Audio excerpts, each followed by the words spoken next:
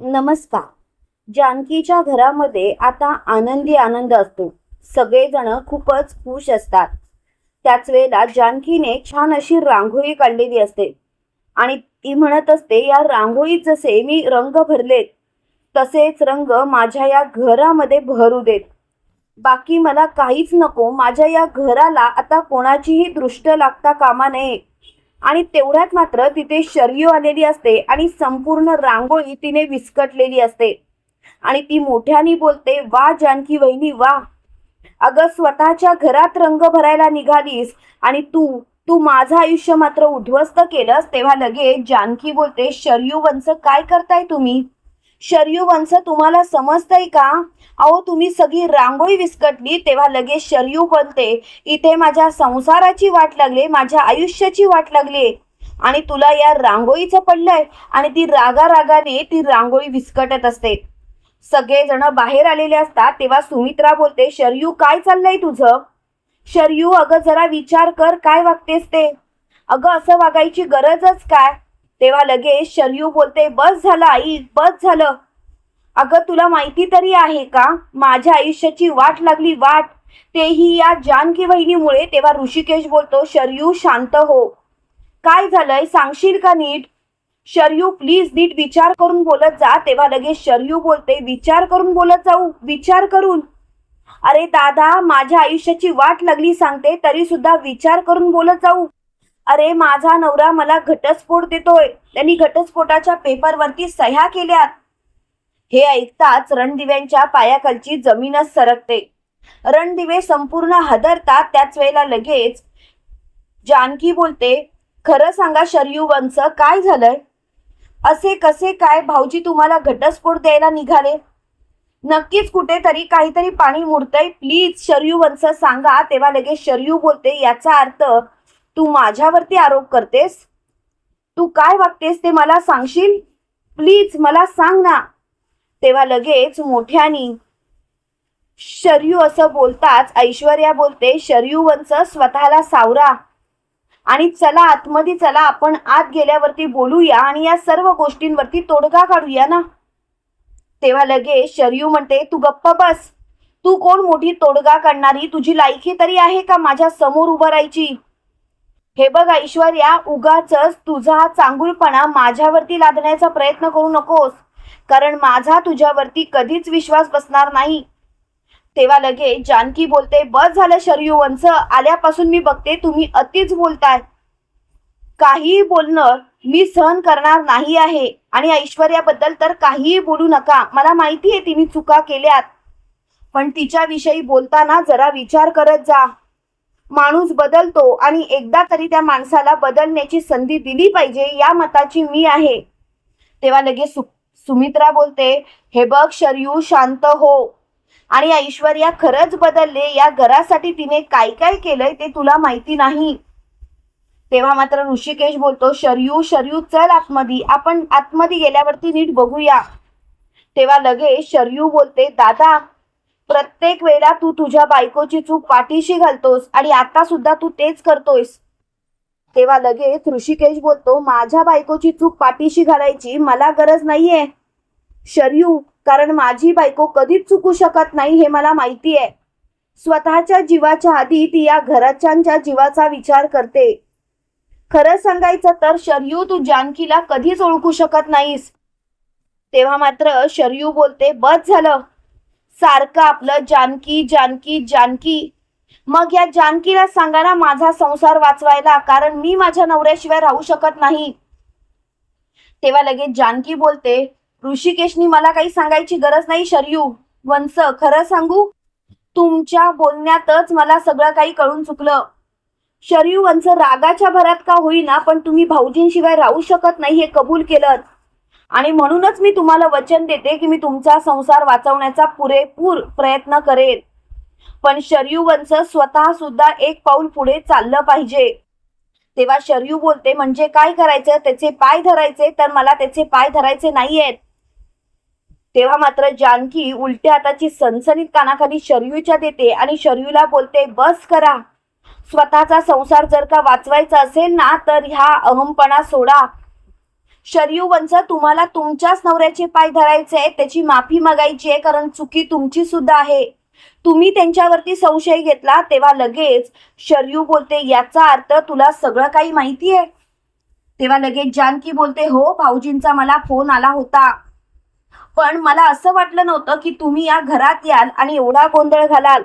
मला असं वाटलं होतं की तुम्ही स्वतःचा संसार वाचवण्याचा प्रयत्न कराल, पण नाही शरयू वंश, तुम्ही इथे येऊन चार चौघात त्यांच्या अब्रूचे वाभाडे काढले, धिंडवडे काढले. शरयू वंश, तुम्हाला कळतंय तुम्ही संशय घेऊन किती मोठी चूक केली? तुमचा तुमच्या नवऱ्यावरती विश्वास नाहीये का? तेव्हा लगेच शरयू बोलते, जानकी गप्प बसा. तेव्हा लगेच ऋषिकेश बोलतो, शरयू स्वतःच्या तोंडाला आवर घाल. जानकीचा एकेरी उल्लेख मी सहन करणार नाही.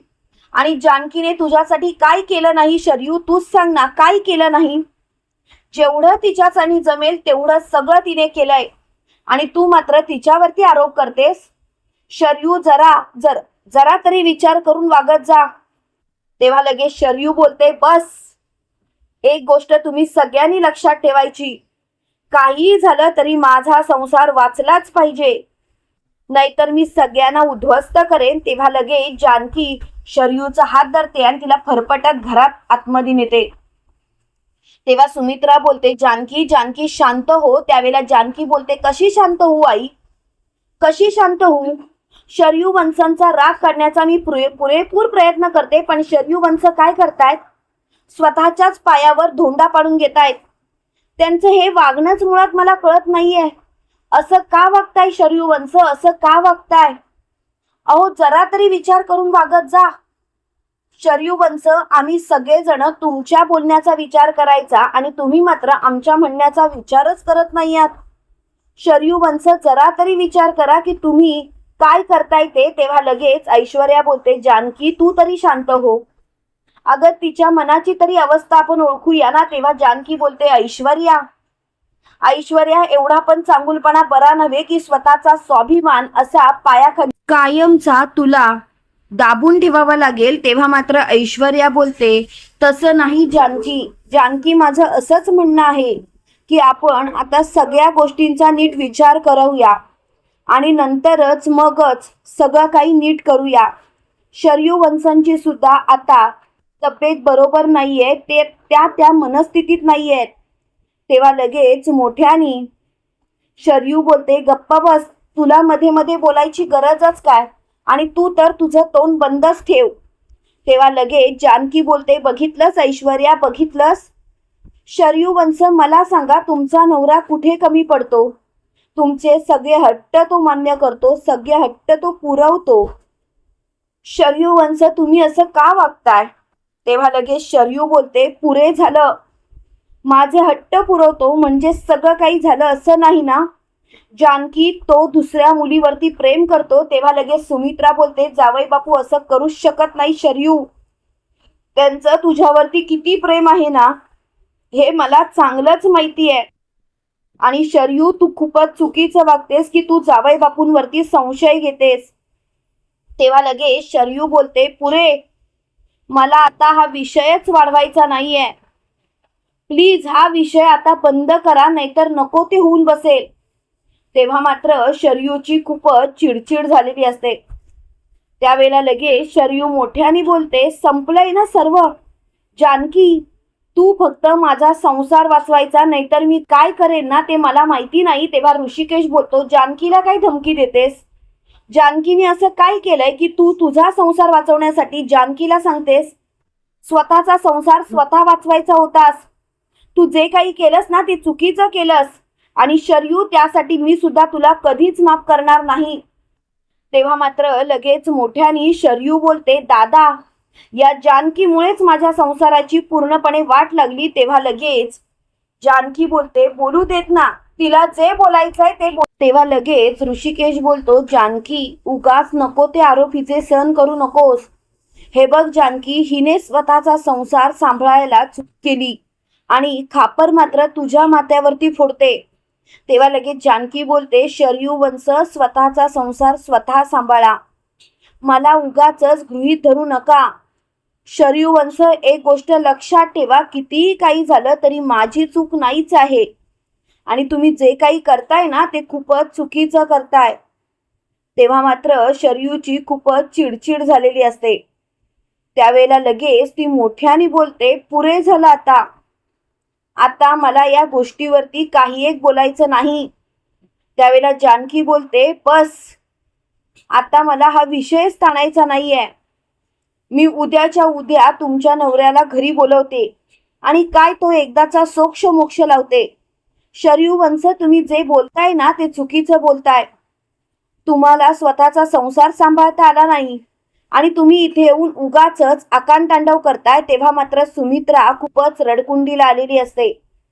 त्यावेळेला जानकी सुमित्राला बोलते, आई आई प्लीज स्वतःला सांभाळा. तेव्हा लगेच सुमित्रा बोलते, कसं सांभाळू तूच सांग ना जानकी. अगं जानकी, या मुलीचा स्वभावच मला कळत नाही. अगे, एक संकट गेलं की दुसरं संकट दरवाजावरती तयारच असतं. काय करू मी जानकी, बोल ना काय करू. त्यावेळेला जानकी मोठ्याने बोलते, आता सगळं काही संपलंय. तुम्हाला काळजी करायची गरज नाही आणि शरयू वंशांचा संसार मोडणार नाही, ही जबाबदारी मात्र माझी. तेव्हा लगेच नाना बोलतात, जानकी तू जबाबदारी का घेतेस. जानकी, या मुलीने प्रत्येक वेळेला चुका करायच्या आणि तू मात्र पाठीशी घालायच्यास. जानकी, मागच्या वेळेला सुद्धा असंच झालं होतं. खरं तर हिची चूक आणि ही मात्र नेहमी स्वतःच्या नवऱ्याला दोषी ठरवत होती. तेव्हा लगेच जानकी बोलते, नाना प्लीज मागच्या गोष्टी आता काढू नका. आता आपल्यासाठी काय महत्वाचं आहे तर त्यांचा संसार वाचणं आणि तो संसार वाचवण्याची जबाबदारी मी घेतली आहे ना. नाना प्लीज तुम्ही स्वतःला त्रास करून घेऊ नका. मी तुम्हाला सांगते, त्यांचा संसार नक्की वाचणार. इकडे ऐश्वर्या आणि अवंतिका बोलत असतात. त्यावेळेला अवंतिका ऐश्वर्याला बोलते, त्या शरयू वंशांचं बोलणं तर मला अजिबात पटलेलं नाही. येता जाता जानकी वहिनीला घालून पाडून बोलत असतात आणि जानकी वहिनी मात्र सहन करत असते.